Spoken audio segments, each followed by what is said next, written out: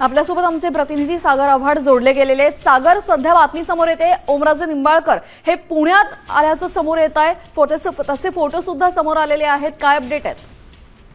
आपण पाहिलं तर ओमराजे निंबाळकर आहेत ते गायब झाले किंवा ते बाहेर असल्याची चर्चा जी आहे ती सुरू होती। मात्र त्यांचे मित्र जे आहेत फडतरे यांनी फेसबुक पोस्ट करत सांगितलं आहे की ओमराजे निंबाळकर जे आहेत ते पुण्यामध्ये आहेत आणि त्या संदर्भातला फोटो जो आहे त्यांनी सोशल मीडिया म्हणजे फेसबुकवरती टाकलेला आहे। आपण जर पाहिलं तर 20 तारखेला पवनराजे निंबाळकर हत्याकांडाचा अंतिम निकाल जो आहे तो मुंबईमध्ये लागणार आहे आणि या निकालानंतर ओमराजे निंबाळकर आपली भूमिका जी आहे ती मांडणार आहेत आणि जगदीश फडतरे यांनी फेसबुक पोस्ट करत हा पहिला फोटो जो आहे तो समोर आणलेला आहे।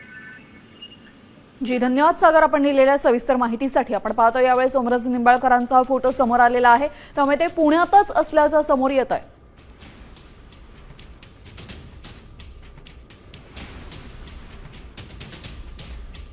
गेल्या 2 दिवसांपासून ओमराजे निंबाळकरांसोबत संपर्क होत नव्हता। ते काल पुण्यामध्ये असल्याचं समजलेलं होतं। पुण्यानंतर ते दिल्लीला गेल्याच्याही चर्चा सुरू होत्या। मात्र आता जो फोटो समोर येते त्यानुसार ते पुण्यामध्ये असल्याचं समजतंय। उद्या 20 जून रोजी ते भूमिका मांडणार असल्याचं समजणार आहे।